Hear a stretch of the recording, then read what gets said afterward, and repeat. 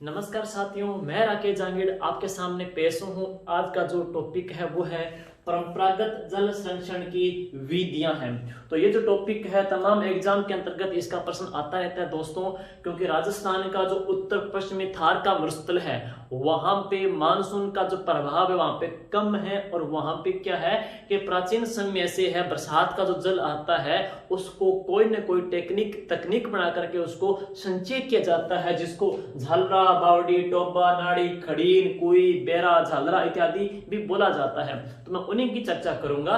तो लीजिए मैं शुरुआत करता हूं सबसे पहले कि आगोर या पाइथन क्या। देखो, आगोर या पाइथन कि बरसात के जल को तालाब में उतारने के लिए तालाब के चारों ओर मिट्टी को दबाकर पाइथन बनाया जाता है। जैसे कि तालाब है, ये तालाब है और बरसात का जल इसके अंतर्गत लाते हैं ना, तो इसके चारों ओर जो बाउंड्री है ना उसके क्या करेंगे, मिट्टी दबा देंगे और इसमें बरसात का जल उतारते हैं। तो इस चारों ओर को बाउंड्री को, आउटलाइन को क्या कहा जाता है दोस्तों, आपको आगोर या फिर पाइथन कहा जाता है। और अब इसमें जो बरसात का जल इकट्ठा कर लेते हैं, इस तालाब में बरसात का जल इकट्ठा कर लेते हैं, इस इकट्ठे किए गए जल को क्या कहते हैं साथियों, पालर कहते हैं। तो इसे पालर भी कहा जाता है। अब एक साथियों शब्द आएगा नेहटा। नेहटा क्या है, नेहटा अपने पढ़ेंगे।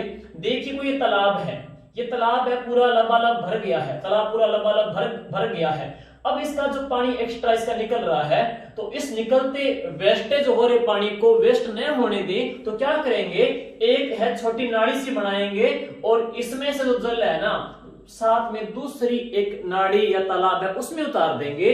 तो जो एक्स्ट्रा जो जल इस दूसरी नाड़ी में उतारते हैं ना, तो बीच में जो मार्ग बनाया जाता है, ये पगडंडी सी जो बनती है, इसी पगडंडी को क्या कहते हैं, नेहटा कहते हैं। बरसात के संचित जल को क्या कहते हैं साथियों, पालर कहते हैं। और इसके चारों ओर मिट्टी को दबा करके जो बाउंड्री बनाई जाती है जिसमें बरसात का जल उतारते हैं, इसी को क्या कहते हैं साथियों, इसे पाइथन कहा जाता है। अब आगे सुनिए, राजस्थान में परंपरागत जल संरक्षण की जो विधियां हैं उनमें सबसे प्रथम कौन सी है, खड़ीन है। साथियों खड़ीन क्या है, जैसे कि आप पढ़ोगे एक ढाल वाली भूमि है, जैसे कि ढाल वाली भूमि है, बरसात आती है, बरसात का जल क्या करता है, इस ढाल से जस्ट नीचे जाता है, नीचे रिस रहा है, नीचे गिर रहा है। तो क्या करेंगे, इस ढाल के अपोजिट साइड, विपरीत साइड में मिट्टी की एक दीवार बना देंगे, मिट्टी की दीवार बना देंगे और ये बरसात का जल है वो यहाँ पे इकट्ठा हो जाएगा। तो बरसात का जल ये इकट्ठा हो जाएगा। ये जो खड़ी दीवार बनती है साथियों, ये जो खड़ी दीवार बनती है, इसी खड़ी दीवार को क्या कहते हैं, खड़ीन कहा जाता है। और आपसे पूछा जाए कि राजस्थान में इसका आविष्कार कब से हुआ था, तो इसका आविष्कार हुआ था 15वीं शताब्दी, 15वीं शताब्दी के अंतर्गत ये विकसित हुई थी। कौन सी जाति विशेष के द्वारा है, तो जाति का नाम आएगा पालीवाल ब्राह्मणों के द्वारा है। और तीसरी बात, क्षेत्र विशेष पूछे कि राजस्थान में कौन से क्षेत्र में प्रचलित है, तो क्षेत्र कौन सा है, जैसलमेर। वापिस सुनिएगा कि ढाल वाली दीवार, ढाल वाली जो पाल है उसके विपरीत दिशा में एक मिट्टी का बांध बना देंगे और बरसात का जल इसमें इकट्ठा कर लेंगे, इसी को क्या कह देते हैं, खड़ीन कहते हैं। खड़ीन कब आविष्कृत हुई थी, 15वीं शताब्दी में। कौन सी जाति विशेष के द्वारा, पालीवाल ब्राह्मणों के द्वारा है। और कौन से क्षेत्र में प्रचलित है साथियों, यह जैसलमेर में प्रचलित है। और आगे अपने बात करें कि जो खड़ीन है राजस्थान के अंतर्गत परंपरागत जल संरक्षण की विधियों में से प्रमुख विधि भी आ जाती है। तो पलाया जो जिले हैं साथियों कभी पढ़ेंगे वो भी जैसलमेर में प्रचलित है, खड़ीन भी कहां प्रचलित है, जैसलमेर में ही प्रचलित आ जाती है। आगे सुनिए, दूसरा है नाड़ी। तो नाड़ी की बात करें साथियों, नाड़ी एक प्रकार का गड्ढा है, इसे ये गड्ढा बन गया, जैसे बरसात का जल है इस गड्ढे के अंतर्गत इकट्ठा हो जाता है, इसी गड्ढे को क्या कहते हैं, नाड़ी कहते हैं। और नाड़ी सामान्यतः 10 से लेकर के 12 मीटर गहरी होती है। और राजस्थान में सबसे पहले नाड़ी का जो निर्माण कराया था साथियों, वो राव जोधा ने कराया था। कब, कहां पे करवाया था, जोधपुर के अंतर्गत करवाया था। तो नाड़ी का आविष्कार है सबसे पहले है राव जोधा ने करवाया था 1520 में, 1520 में राव जोधा ने करवाया था। और नाड़ी राजस्थान में साथियों कहां प्रचलित है, तो यह मारवाड़ी के अंतर्गत प्रचलित है। एक गड्ढा होता है 3 से 12 मीटर का, बरसात का जल इसमें स्टॉक हो जाता है। अब यह सुनिए, टोबा। टोबा क्या होता है? सेम गड्ढे का ही रूप होता है, सेम नाड़ी का रूप होता है, लेकिन साथियों इसकी जो गहराई होती है ना वो होती है 15 मीटर। सामान्यतः 3 से 8 या 12 मीटर तक तो होगी नाड़ी, लेकिन नाड़ी से अधिक गहरा होगा वो क्या होगा? टोबा। ये भी एक प्रकार का गड्ढा साथियों। अब आप पढ़ेंगे कि टोबा भी क्या है? एक प्रकार की परंपरागत जल संरक्षण की साथियों विधि है।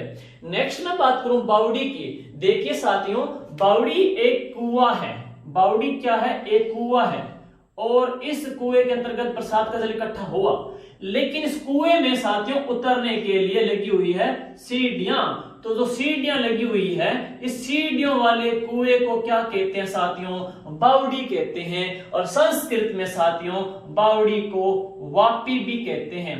और सीढ़ियां होती है कुएं में, तो अंग्रेजी में बोल देते हैं साथियों इसे स्टेप वेल। और राजस्थान का एक शहर है जिसमें सबसे ज्यादा बावड़ियां हैं, तो वो है बूंदी। इसीलिए प्रश्न बन जाएगा कि सिटी ऑफ स्टेप वेल। तो सिटी ऑफ स्टेप वेल शहर राजस्थान का कौन सा है साथियों? बूंदी है।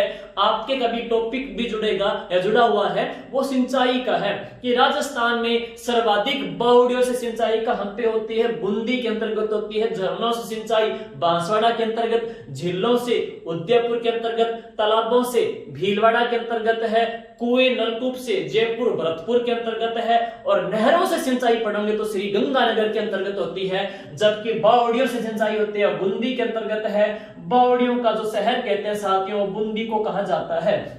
और एक बात और, बूंदी की प्रमुख साथियों बावड़ियों में है, एक रानी जी की बावड़ी है, एक गुलाब बावड़ी है, एक साथियों राजस्थान की बावड़ी है जिसका नाम है चांद बावड़ी। और चांद जो बावड़ी है साथियों ये है अभानेरी में, और ये अभानेरी पड़ता है दौसा के अंतर्गत पड़ता है। सुनिए मैं बात करूं बूंदी की जो प्रमुख बावड़ियां हैं, रानी जी की बावड़ी। आपसे पूछा जाए कि एशिया की सबसे सुंदर बावड़ी कौन सी है, तो सबसे सुंदर बावड़ी कौन सी है? रानी। विशेष तौर पे सुंदरता की बात करेंगे तो कहते हैं ना कि रानी है, क्वीन है। सुंदरता की बात करेंगे तो रानी का नाम आएगा। तो एशिया की सबसे सुंदर बावड़ी कौन सी है साथियों? वो रानी जी की बावड़ी है, बूंदी के अंतर्गत है, एशिया की सबसे सुंदर बावड़ी है। जबकि बूंदी में साथियों एक बावड़ी और भी है, गुलाब बावड़ी है, वो भी बूंदी में है। कहते हैं कि जब दिन का तीसरा पहर डलता था तो ये अपने आप पानी से भर जाती थी। इसके अलावा बूंदी में चंपा की बावड़ी भी है, बिस्तियों की बावड़ी भी है, रंडी की बावड़ी भी बूंदी के अंतर्गत आ जाती है साथियों।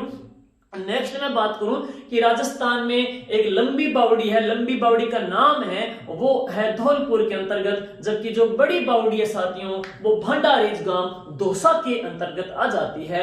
और राजस्थान के अंतर्गत काफी आप बावड़ियां पढ़ोगे एक टॉपिक के अंतर्गत। और बावड़ियां कहते हैं एक कुआं जिसमें उतरने के लिए सीढ़ियां लगी हुई है। इसी सीढ़ियों वाले कुएं को क्या कहते हैं साथियों?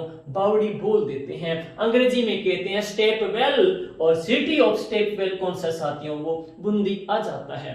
झालरे की साथियों में बात करूं, जैसे कि कोई ये गड्ढा है, नाड़ी है, नाड़ी पानी से पूरी फिल हो चुकी है, भर चुकी है, नाड़ी पानी से भर चुकी है। अब क्या है कि भरने के पश्चात है इसका जो जल ऊपर का पानी जो निकल रहा है ना, इस निकलते जल को क्या किया जाता है? एक अन्य टेक्निक बना करके, एक अन्य गड्ढा बना करके इकट्ठा किया जाता है इस एक्स्ट्रा जल को। और जो अन्य जो गड्ढा है जिसमें बरसात का जल इकट्ठा करते हैं साथियों उसे कहते हैं झालरा कहते हैं। तो झालरा भी क्या है? बरसात का एक संचित जल है। लेकिन किस प्रकार से? इसका खुद का कोई आगोर पायता नहीं होता, बल्कि किसी नाड़ी या टोबे को भरने के पश्चात इसका जो जल एक्स्ट्रा निकलता है उस जल को इकट्ठा करते हैं, वही वही संरचना कहलाती है झालरा। और साथियों झालरे के जल का प्रयोग सिर्फ और सिर्फ हवन कार्य या फिर धार्मिक कार्यों में होता है। पूजा पाठ, हवन, धार्मिक इन कामों में सिर्फ और सिर्फ जिस जल का प्रयोग किया जाता है वो सिर्फ जल है झालरा। और राजस्थान का साथियों सबसे बड़ा झालरा है महामंदिर जोधपुर का है। और इसके अलावा साथियों राजस्थान का सबसे बड़ा मंदिर है तो वो भी है महामंदिर जोधपुर है, जो कि 84 खंभों के ऊपर बना हुआ है। इसे राजस्थान का 33 करोड़ देवी देवताओं की साड़ या गद्दी भी कहते हैं। जबकि राजस्थान का 33 करोड़ देवी देवताओं का जो मंदिर है साथियों हेरंबर गणपति का मंदिर है, जो कि जूनागढ़ बीकानेर में है। विशेष बात यह है कि इस मंदिर में भगवान गणेश चूहे पे सवार न होकर के सिंह पे सवार हैं। विशेष बात यह है कि इस मंदिर में भगवान गणेश के पंचमुख हैं, तो पंचमुख सिंह पे सवार है। 33 करोड़ देवी देवताओं का मंदिर, जबकि 33 करोड़ देवी देवताओं की साड़ है मंडोर जोधपुर। और सबसे बड़ा झालरा भी है मंडोर जोधपुर के अंतर्गत है। झालरा है एक ऐसा संरचना जिसमें क्या है एक्स्ट्रा जल है उसको इकट्ठा करेंगे और उस जल का प्रयोग सिर्फ और सिर्फ हवन और धार्मिक काम में किया जाता है। जबकि कुएं में उतरने के लिए सीढ़ियां लगी है, उसको बोल देते हैं सीढ़ियों वाला कुआं या स्टेप वेल। राजस्थान का स्टेप वेल साथियों कौन सा है, वो बूंदी है। सर्वाधिक बावड़े सिंचाई साथियों बूंदी में होती है। एक कंफ्यूजन दूर करेगी कि नौलखा बावड़ी है वो डूंगरपुर में है, जबकि नौलखा झील कहां पे है साथियों, बूंदी के अंतर्गत आ जाती है। और एशिया की सबसे सुंदर बावड़ी कौन सी है साथियों, रानी जी की बावड़ी है। जबकि चांद बावड़ी साथियों है वो आभानेरी में है। आभानेरी पड़ता है दौसा, दौसा में एक खुशियां देने वाली देवी है हरसद माता। तो हरसद माता का मंदिर आभानेरी में, चांद बावड़ी आभानेरी में। और राजस्थान के अंतर्गत है अर्धनारीश्वर की जो प्रतिमाएं मिली थी वो भी आभानेरी के अंतर्गत ही मिली थी। नेक्स्ट है थोड़ा गहरा होगा उसको टोबा कह देते हैं, टोबा से थोड़ा कम गहरा होगा उसे नाड़ी कह देते हैं। नाड़ी का सबसे पहले आविष्कार राव जोधा ने किया था 1520 में। कहां प्रचलित है, मारवाड़ में प्रचलित है। जबकि खड़ीन की बात करूं तो खड़ीन है 15वीं शताब्दी में विकसित हुई थी, पालीवाल ब्राह्मणों के द्वारा है। कहां प्रचलित है, जैसलमेर में प्रचलित है। इसमें क्या है, ढाल के विपरीत दिशा में एक मिट्टी का बांध बना देते हैं और बरसात का जल उसमें इकट्ठा हो जाता है।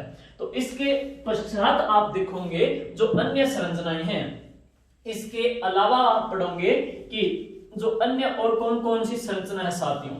तो यहां पे आप देखोगे तो एक शब्द आएगा जोहड़, कुई या बेरा या टांका। तो ये भी सुनिएगा, जैसे कि जो तालाब है कुएं, सुनिए ये जो कुएं हैं दोस्तों, कुएं हैं, कुओं को